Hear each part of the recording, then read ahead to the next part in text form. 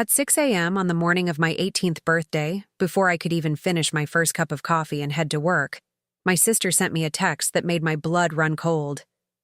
Don't go home today. No explanation, no context, just a chilling warning that felt like a punch to the gut.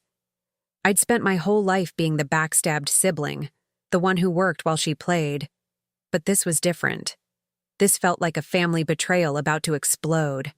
I spent the next 10 hours in a fog of anxiety, wondering if our house was on fire or if the truth about our parents' perfect life had finally been exposed.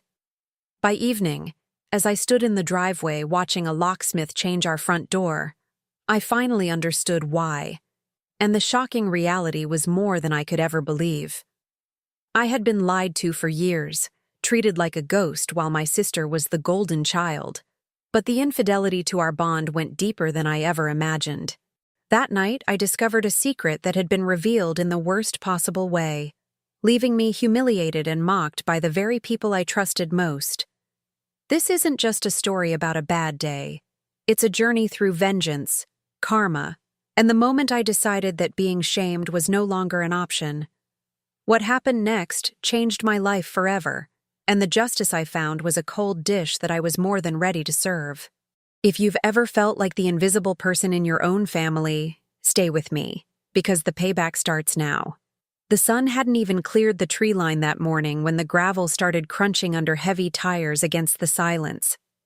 I stood by the window of my sanctuary, clutching a cold mug of coffee, watching the dust rise like a warning signal.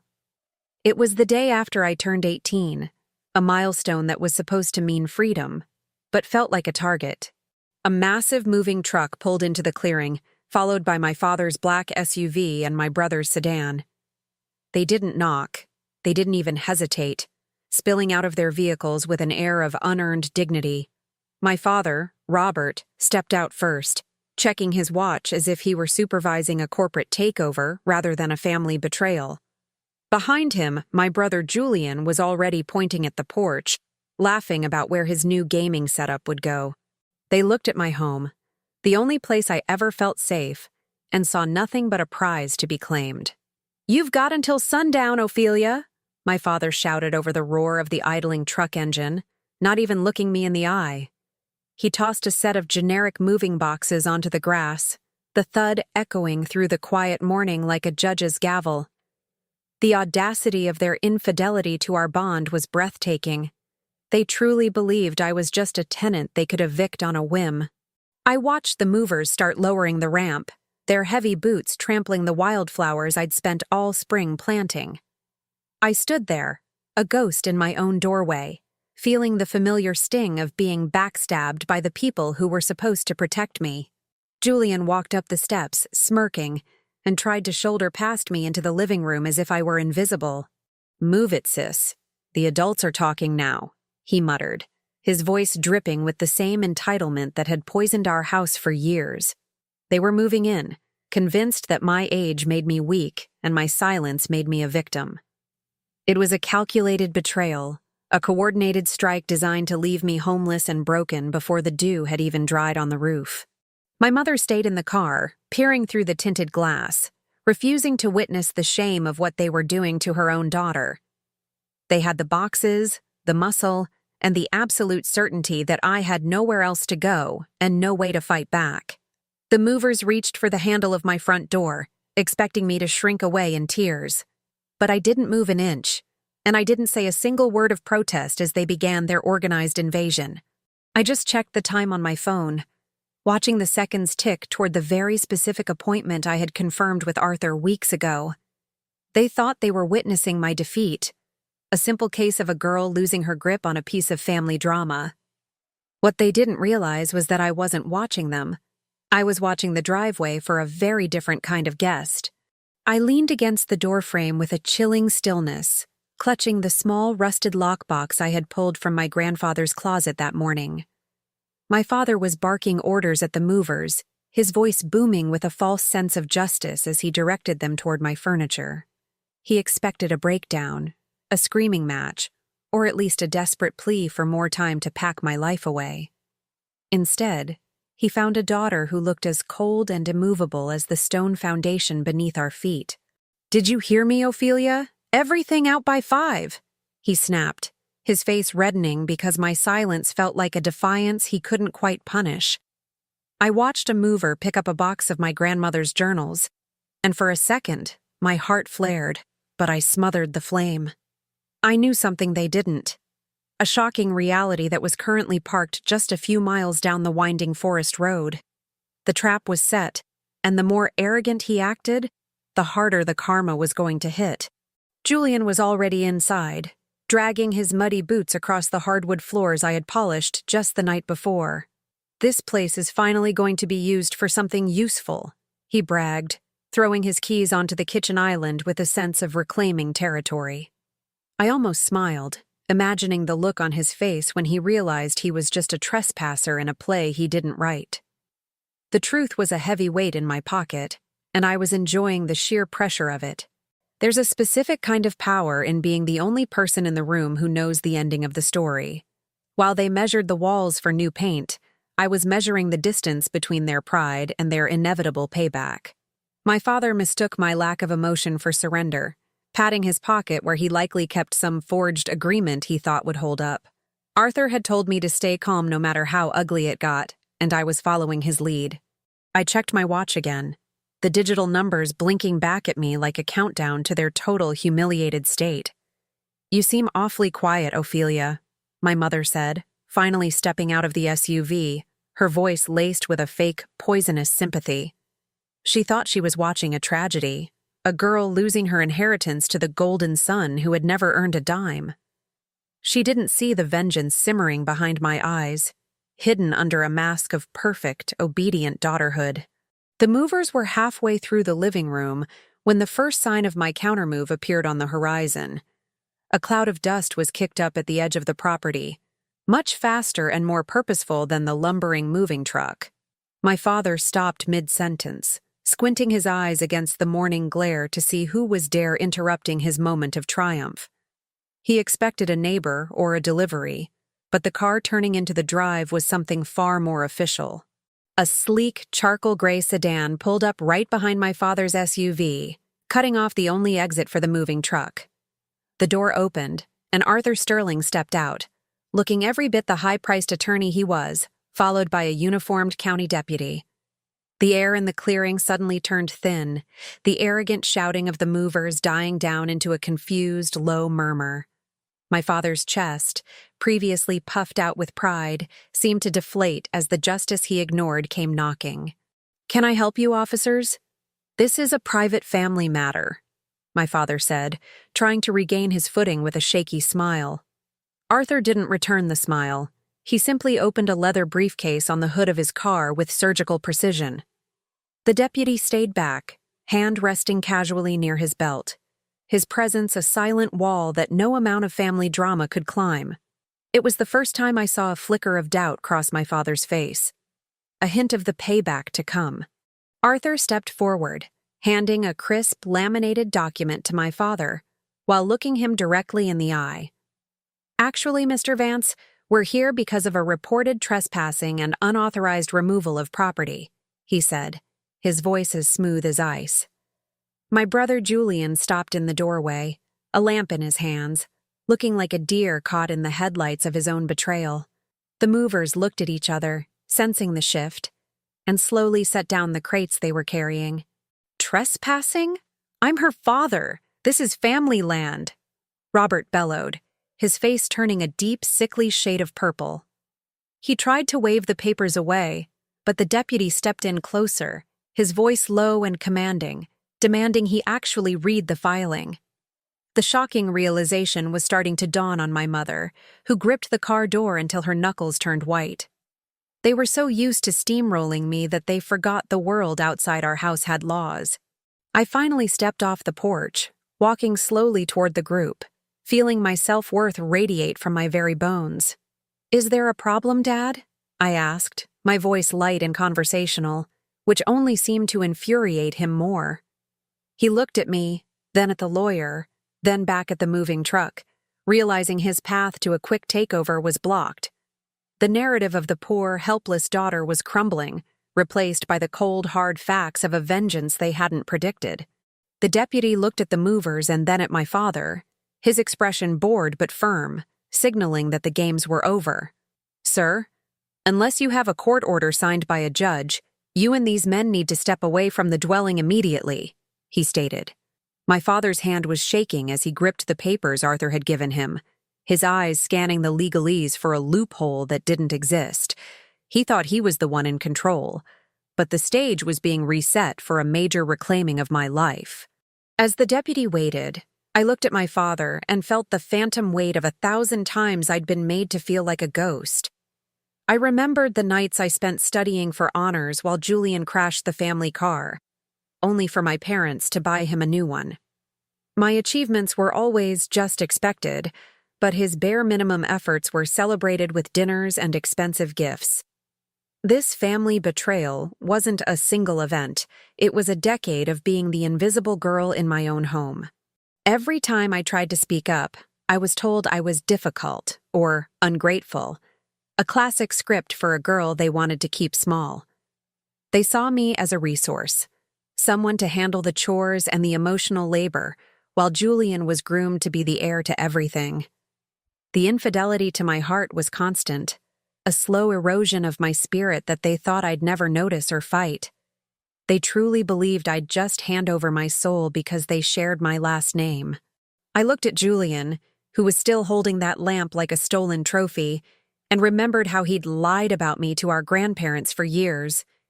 He wanted to make sure I was the outcast, the one they couldn't trust, all to secure his own place in the will. But he was lazy, and he was arrogant, and he never realized that the quiet one was the one actually listening to the old stories. While he was out partying, I was sitting by the lake, learning what true dignity looked like from the only people who loved me. My parents treated my existence like a footnote in Julian's biography, a supporting character meant to fade away once the main plot began. They had no idea I had spent the last 2 years documenting every instance where I was backstabbed and every penny I'd saved. They viewed my 18th birthday as an expiration date for my residence, but for me, it was a launchpad for my vengeance. I was done being the backup plan for a family that didn't even know my favorite color. The shame they tried to heap on me, the idea that I was tearing the family apart by wanting a life of my own, was a lie I no longer believed. I watched my mother's face, seeing the calculations she was making, still trying to find a way to blame me for this misunderstanding. She had been the silent architect of my misery, always siding with the men of the house to keep her own status secure. It was a cycle of betrayal that was finally reaching its breaking point right here on the grass. Now, standing in the sun with a lawyer at my side, the invisibility cloak was finally starting to burn away. I wasn't just Ophelia, the quiet daughter who did the dishes. I was Ophelia, the woman who had documented their every move. The silence they had forced on me for 18 years had become my greatest weapon, a reservoir of strength they were about to drown in. They were looking at a stranger, and the truth of who I really was about to become very, very expensive for them. This house wasn't just wood and stone, it was the smell of cedar and the sound of my grandfather's laughter echoing off the lake. It was the only place on earth where I wasn't the problem child, but the girl who knew how to fix a leaky faucet and identify every bird in the trees. My grandparents saw the self-worth in me that my parents tried so hard to bury, and they knew exactly what would happen when they passed. This sanctuary was their final gift, a shield forged in love to protect me from the coming vengeance of my own blood. To my father, this was a lakefront asset, a piece of equity to be leveraged for his failing business ventures and Julian's debts.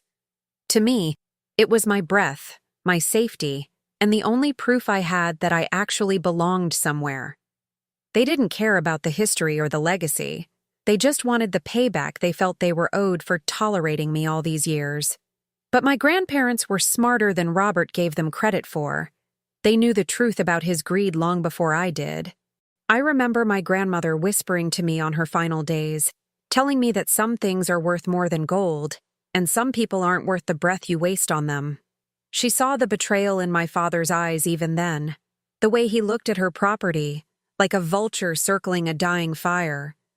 She made sure I understood that my dignity was tied to this land, and that I should never, ever let them take it. This wasn't just a house. It was a fortress built by the only two people who never cheated me of my value. My father's attempts to turn the neighbors against me by claiming I was unstable were just more fuel for my fire. He thought he could gaslight me into believing I didn't deserve this place, that a young girl couldn't possibly manage such a responsibility. He was so busy being shocking in his arrogance that he never bothered to check the deed records or the fine print of the trust. He assumed the family meant him, but my grandparents had a very different definition of that word. Walking through these rooms, I see the ghosts of a childhood that was only happy when my parents weren't around. The lake was my witness when I cried over being backstabbed by my own brother, and the trees were my only protectors. Now, the property was ready to protect me in a way it never had before, turning from a quiet retreat into a legal nightmare for my invaders. They wanted a vacation home. I was giving them a front-row seat to their own karma. The movers were still standing by the truck, looking at the pristine lake and the sturdy cabin, realizing they were caught in the middle of a war. My father was still trying to argue with Arthur, gesturing wildly at the porch as if his memories of family dinners gave him a legal right to the land. But memories are cheap, and the justice I had prepared was written in ink that couldn't be erased by a temper tantrum. It was time to show them exactly what my grandparents had left in my hands.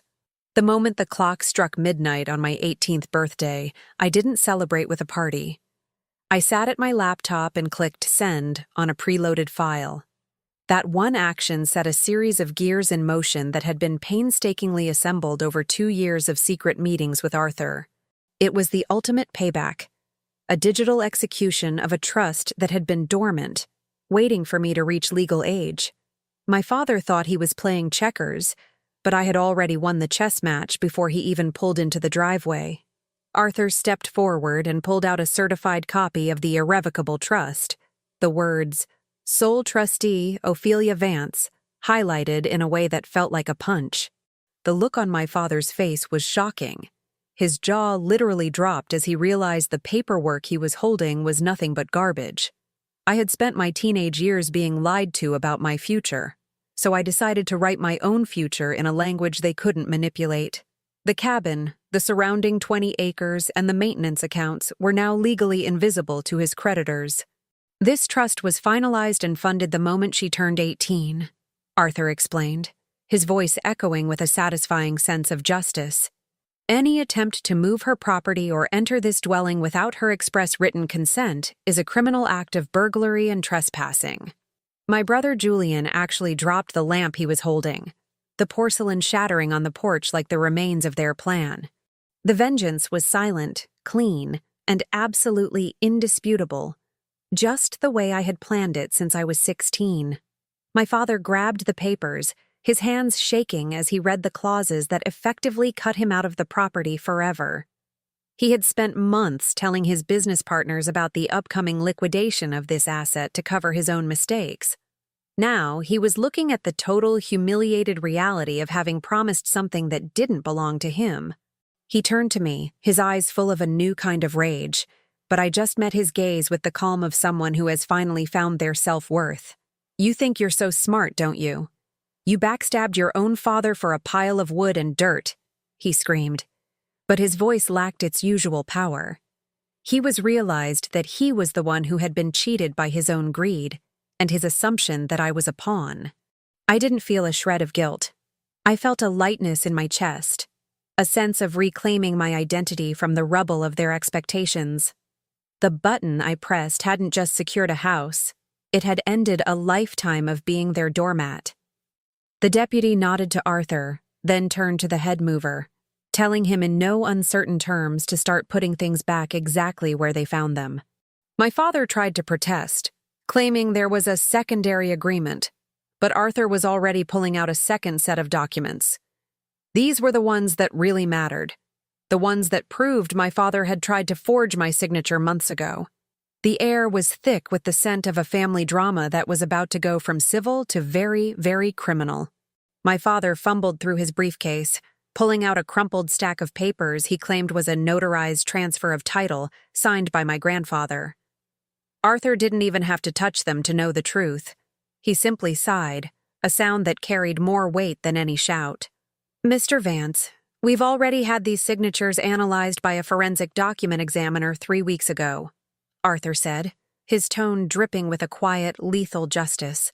The silence that followed was so heavy it felt like it might collapse the porch. The deputy took the notarized papers, squinting at the stamp that looked just a little too fresh, a little too perfect. My father's attempt at infidelity toward his own father's wishes was now laid bare in the morning light for everyone to see. I watched him sweat, his face turning a mottled gray as he realized he'd been caught in a lie that could actually land him in a cell. The shame of the moment was palpable, yet he still tried to stand tall, a captain sinking with his ship of lies. "This notary commission expired 3 years ago, sir," the deputy noted, his voice flat and unimpressed, as he looked Robert in the eye. It was a shocking display of incompetence fueled by desperation, a last-ditch effort to rob me of my legacy through amateur fraud. Julian looked like he wanted to vanish, realizing that the inheritance he'd been promised was built on a foundation of sand and betrayal. They had tried to gaslight me into thinking I was the one who didn't understand the law, but the law was currently laughing in their faces. Arthur produced the original, verified deeds from the county recorder's office, along with a log of every time my father had tried to access them illegally. The paper trail was a map of vengeance, not mine, but the trail of my father's own greed leading him straight into a trap. He had lied to everyone, including his own lawyer, who was notably absent because even he wouldn't touch this disaster. My father's world was shrinking to the size of the handcuffs the deputy was now toyed with on his belt. "This is a felony, Robert," I said, finally speaking up, my voice steady and devoid of the fear he'd spent years cultivating. "You didn't just try to take a house. You tried to steal my future with a cheap pen and a fake stamp." The karma was so thick I could almost taste it, sweet and sharp, like the air after a summer storm. He looked at me with pure loathing, but for the first time in my life that look didn't make me flinch. It made me feel like I was finally wearing my dignity. The movers began to scramble, practically throwing my boxes back onto the porch in their haste to distance themselves from a crime scene.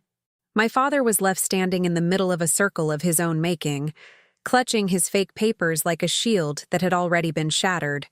The deputy stepped closer, asking my father if he wanted to make a statement now or wait until they reached the station for a formal interview. But the biggest reveal, the one that would truly break their spirits, was still tucked away in Arthur's briefcase. The head mover stepped forward, hands held up in a gesture of peace, looking directly at Arthur and the deputy. "Look, we don't want any trouble. We were just told the owner wanted this place cleared out," he said, his voice echoing the confusion of a man caught in a family betrayal. Arthur didn't look at him. He looked at my father, who was still trying to maintain a shred of his crumbling dignity. "The owner is here," Arthur stated, gesturing toward me with a flourish that felt like a coronation. "Ophelia Vance is the sole trustee and the only person on this planet with the legal authority to authorize a move, a renovation, or even a change of light bulbs," Arthur announced. The word trustee hit my father like a physical blow, stripping away his last excuse that I was just a kid who didn't know what she wanted. This was the ultimate payback, a total shift in power that turned me from a victim into the person who controlled their access to the family's most prized asset. The movers stopped immediately, one of them actually apologizing to me as he backed toward the truck. Julian's face went from arrogant to terrified as the financial implications of my status as trustee started to click in his shallow mind. If I was the trustee, that meant the monthly allowance he'd been siphoning from the estate was now under my direct control. And he knew his self-worth in my eyes was zero. The justice of the situation was poetic. The golden child was now completely dependent on the sister he had spent a decade trying to destroy. I watched him look at my father for help, but Robert was too busy drowning in his own humiliated silence. "You can't do this. She's a child. It's a family betrayal of the worst kind, my mother shrieked from the sidelines, finally losing her composure.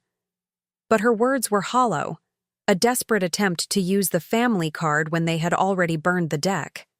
I looked at her and felt nothing but a cold, clear realization that her love had always been conditional on my submission. Now that I had the power of reclaiming my life, her opinion was just noise in the wind, a fading echo of a past I was leaving behind. The deputy turned to my father, his expression hardening as he realized the depth of the deception Robert had attempted to pull off today.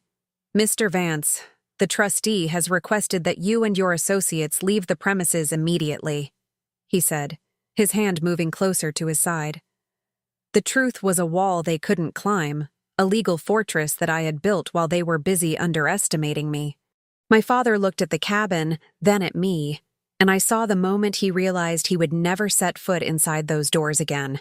The moving truck's engine roared back to life, its departure a loud, rumbling signal that the invasion was officially over. I stood on my porch, the trustee of my own destiny, watching the people who had tried to break me realize they were the ones who were broken. My father's SUV was blocked by the lawyer and the law, a perfect metaphor for his life at that very moment. But even as they began to retreat, I knew the phone calls were coming. The desperate, manipulative attempts to guilt-trip me back into the dark. Before my father's SUV even cleared the end of the driveway, my phone started buzzing in my pocket like an angry hornet. I pulled it out to see a string of texts from my mother, a frantic mix of, "How could you?" and "Your grandparents would be so ashamed of you." The family betrayal was now shifting from physical force to emotional warfare, a classic tactic when the bullies realize they've lost their teeth. Later, I learned my sister had overheard everything, but was too scared to confront them herself, leaving only me to fight. My father called next, his voice on the voicemail sounding uncharacteristically small, a complete 180 from the man who had been barking orders an hour ago. "Ophelia, honey, let's just talk. We're family. You don't understand the pressure I'm under," he pleaded, his words dripping with a toxic, fake self-worth. It was a pathetic attempt at payback through guilt, trying to make his financial failures my emotional burden to carry. I deleted the message without listening to the end, feeling a sharp, clean sense of justice with every tap of the screen. Then came the vergogna publica threats, the claims that they would tell the whole town I had stolen the family home from my struggling parents. They were trying to paint me as the villain in a story they had written, a shocking reversal of the reality where they had tried to forge my name. But I had already anticipated the gossip.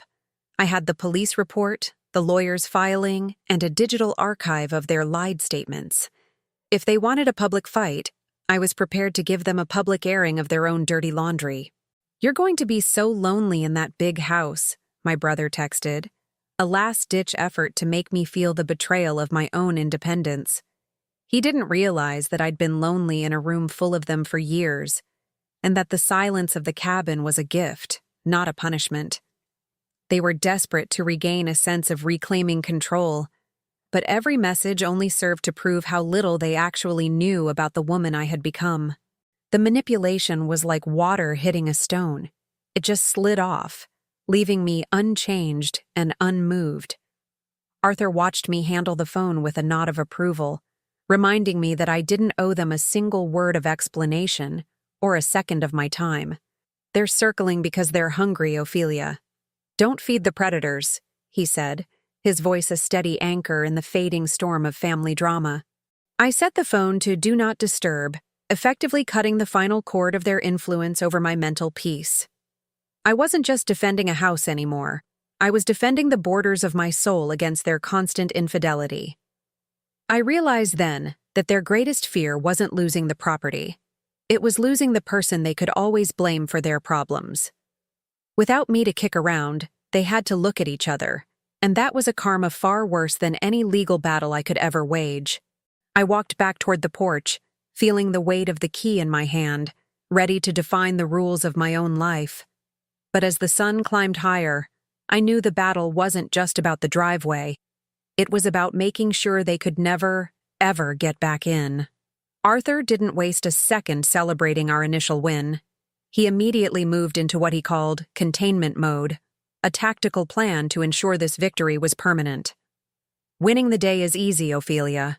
Winning the decade requires a fortress," he said, pulling a list of high-security contractors from his file. "We weren't just changing the locks. We were installing a smart security system with off-site cloud storage that they couldn't touch or backstab." I felt a surge of self-worth as I watched him map out the perimeter, turning my sanctuary into a literal high-tech stronghold. We spent the afternoon filing an immediate alert with the county recorder, a legal tripwire that would notify us the second anyone tried to file a document against the land. It was a move designed to block any future family betrayal before it could even get past a clerk's desk. My father had already proven he was willing to forge signatures, so we had to treat him like a professional criminal rather than a relative. The justice we were building was proactive, a shield of red tape that would tangle him up for years if he tried another move. The most chilling part of Arthur's plan was the identity theft protection, a suite of measures to prevent Julian or Robert from opening accounts in my name. When people lose an asset, they often try to steal the credit of the person who took it from them, Arthur warned, his voice a grim reminder of how deep infidelity can run. I spent hours freezing my credit and setting up multi-factor authentication on every digital aspect of my life. It was a shocking necessity, but one that felt like I was finally putting on armor against my own blood. We also drafted a formal notice of no contact, a document that Arthur would serve to them the following morning to prevent any further harassment. It wasn't just a request for peace. It was a legal foundation for a restraining order if the phone calls and texts didn't stop.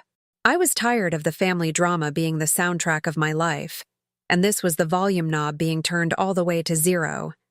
Every signature I placed on those forms felt like a brick in a wall that would finally keep the vengeance of my family out. I watched the security team install the new heavy-duty deadbolts, the metallic clack echoing through the house with a sense of finality. The dignity of having a space that was truly mine, and truly safe, was a feeling I couldn't even put into words. I was no longer the girl who had to hide her journals or lock her bedroom door from the inside to feel secure. I was the owner, the trustee, and the commander of this territory, and the reclaiming of my peace was nearly complete. As the sun began to set, casting long golden shadows across the lawn where the truck had been, I felt a strange sense of calm.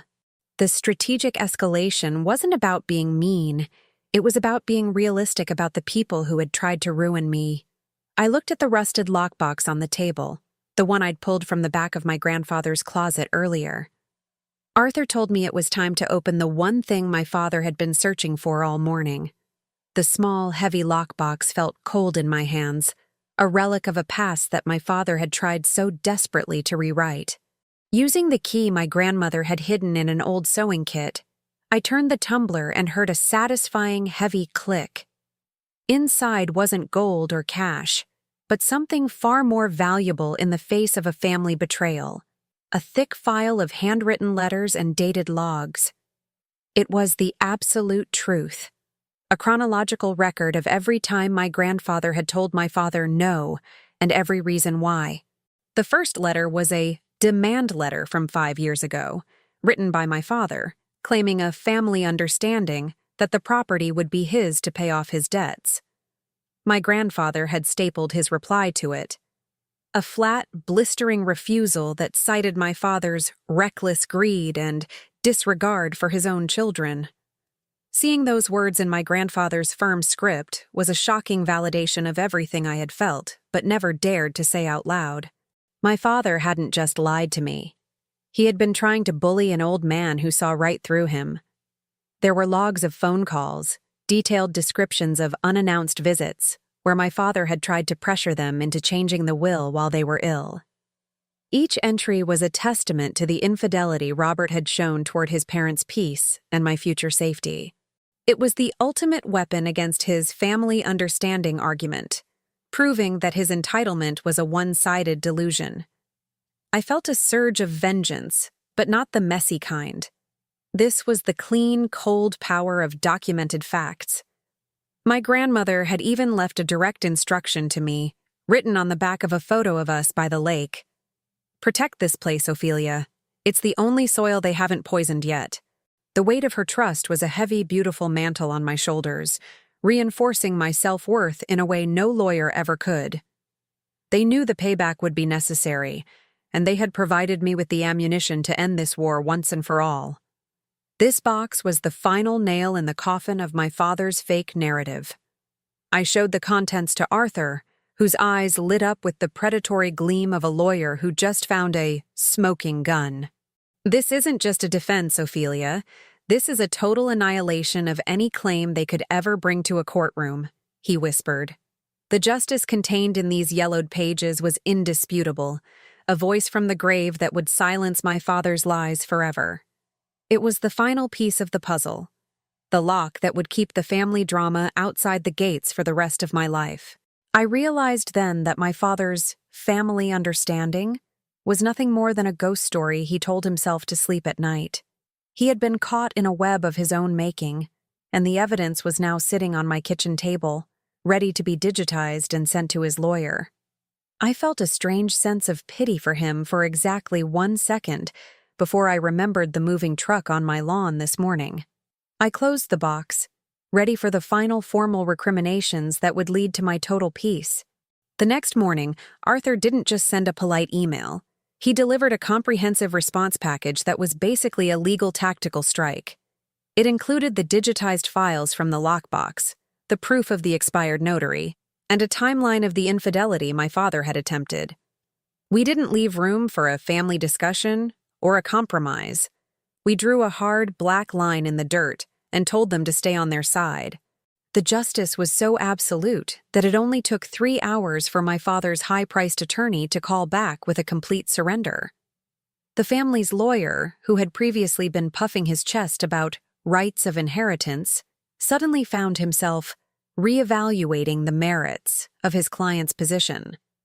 They were withdrawing all claims to the property, the accounts, and the trust, effectively running with their tails between their legs to avoid a fraud charge. It was a payback that didn't require a single shout, just the quiet, devastating power of the truth being spoken by someone who refused to be bullied. The shame of their total retreat was the only thing my father had left to show for his months of plotting. I received one final email from my father, sent through his legal counsel, which was as cold and formal as the documents that had defeated him. There were no more honeys or let's talks, just a signed acknowledgement that he would never step foot on the property again. The vengeance was complete, but it didn't feel like a burning fire anymore.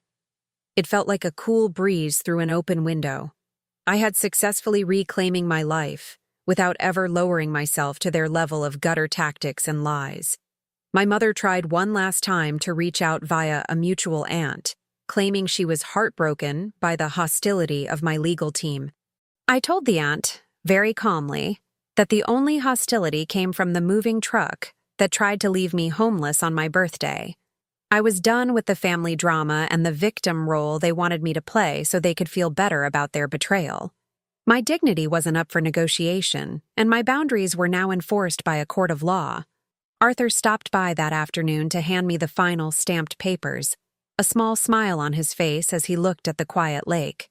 "The line has been drawn, Ophelia. They know that if they cross it, they aren't dealing with a daughter. They're dealing with a lawsuit they can't win," he said.